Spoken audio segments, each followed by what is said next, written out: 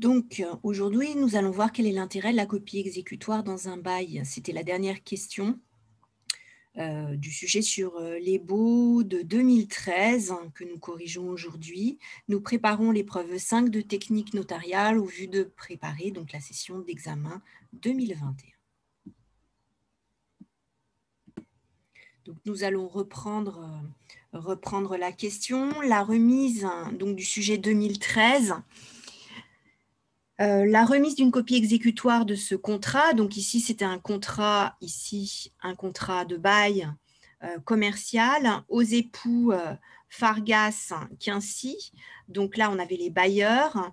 Est-elle nécessaire? Justifiez votre réponse. Alors, quand vous avez un sujet de ce type, vous ne répondez pas par oui et par non, ou par non.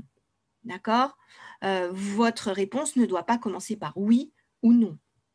Autrement dit, vous devez justifier votre réponse. Comment est-ce qu'on justifie une réponse en droit? Je vous rappelle que d'abord, on rappelle la règle. Et ici, il s'agissait de définir et donner l'intérêt de la copie exécutoire, ici pour les preneurs.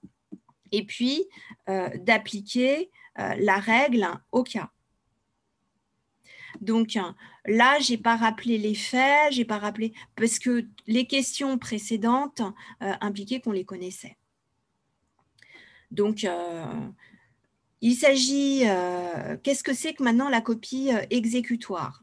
Donc, il s'agit d'une copie d'un acte authentique. Ici, c'était le contrat de bail et le contrat de bail commercial. Signée et revêtue de la formule exécutoire. Et qu'est-ce qu'elle permet? Quel est l'intérêt? Elle permet de faire exécuter les obligations contenues dans l'acte sans faire appel à un tribunal. Donc, cette force exécutoire de l'acte notarié par rapport à tout autre acte, et notamment un acte sous seing privé, est très importante pour les parties, et notamment ici pour le bailleur, qui, par exemple, en cas d'impayé, pourra faire exécuter les obligations prévues au contrat rapidement sans faire appel à la justice. Alors, maintenant, application de la règle au cas. On a vu la règle, application de la règle au cas. La remise de la copie exécutoire aux époux Fargas est effectuée, donc, on va dire après la signature du bail.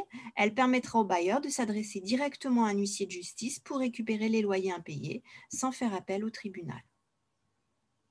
Bonne révision.